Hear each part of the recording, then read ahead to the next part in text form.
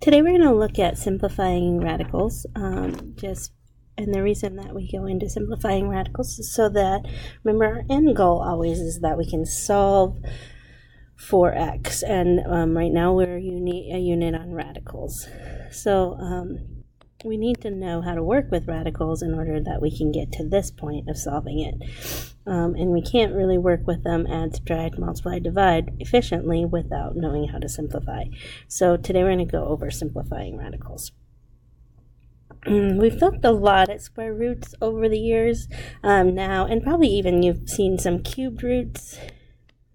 I know last section we kind of talked about that a little bit, but now we're going to look at all roots. So that's why it's called the nth root, because it doesn't matter if it's a square root, cubed root, fourth root, fifth root, sixth, and so forth. Everything else is kind of seventh, eighth, ninth. So that's any number and representing any number root.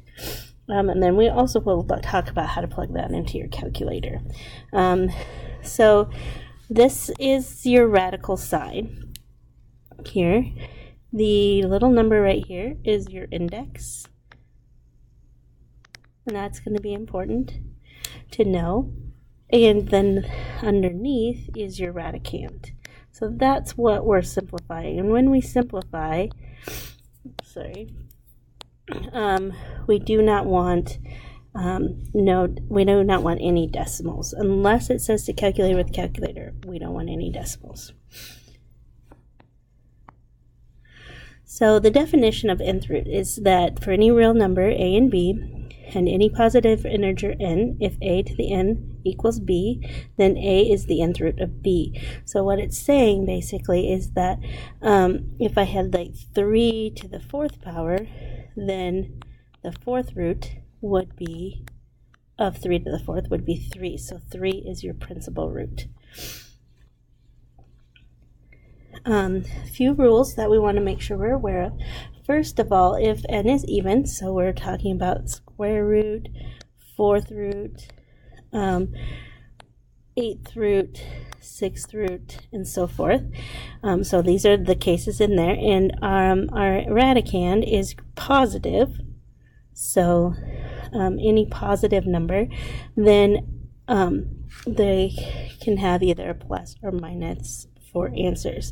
So if this was the square root of 4, it would equal plus or minus 2. Unless they indicate which one they want, it can be either. The square root, any even root of 0 is 0.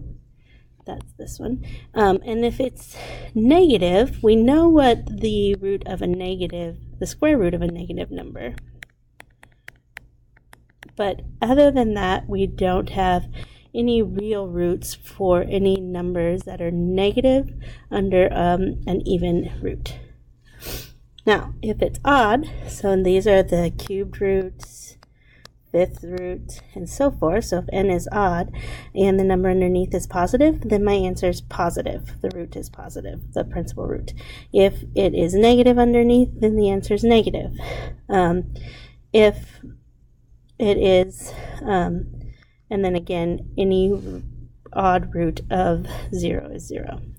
So here we have our sign, so we don't need to worry about putting both, but we have, if there's no number, we know that that's 2. So we can split this apart to the square root of 16 and the square root of x to the 8th. So square root of 16 is 4.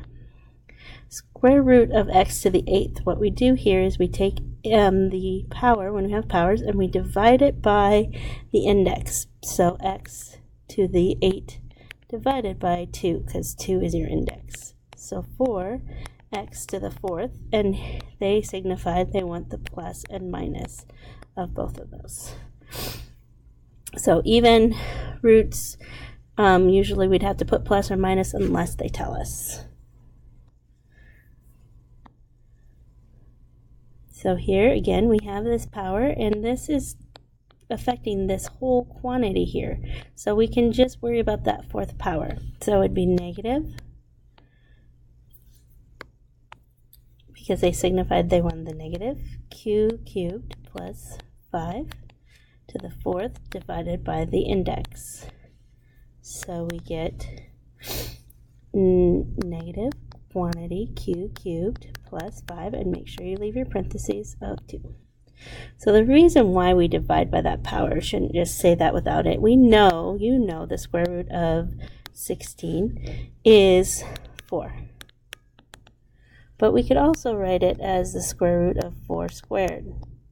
And if I look at that, that would be the same as taking that 2 divided by 2, which equals 4 to the 1. So we can see that that is what we're really doing on all of them, putting it as something that is divisible by that in a power form. All right, so here again, I can take the 5th root of 243, the 5th root of a to the 10th, and the 5th root of b to the 15th. Okay, this is odd, so we just are going to know that since this is positive, my answer is positive. So 243, I can break that. Remember, if I can write this as something to the 5th power, then that would be my root of it. So if I take 243 and prime factor it, so we can see what so I'm only dividing by prime numbers that are divisible into it.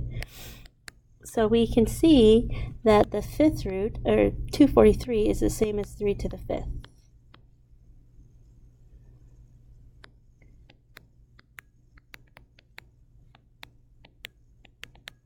So those would, 5 divided by 5 is 1, so this is, the principal root is 3. This would be 10 divided by 5, which is 2 for my power, and 15 divided by 5, which is 3.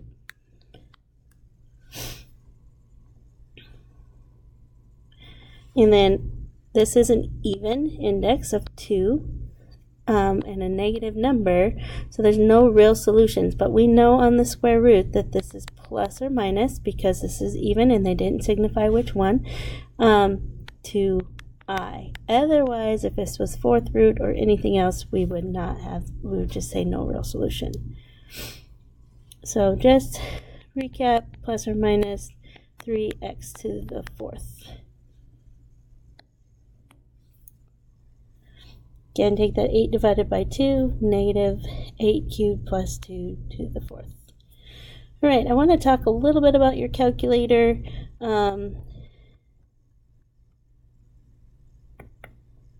Here, so when you're plugging it into your calculator, if you have anything, a TI-82 or above, you're going to plug it in. It's under the math, and so you have a few things. You might have x root. So this can be any root. So if I want to do the 5th root, I would put a 5 in, put math, and go down to number 5 option, and then put in my number. And that should give you your answer. Cubed root, there is a button for that. If your calculator, you're not sure on that, just let me know. If you have any questions on this lesson, we will be sure to answer that anytime you come in. Thank you.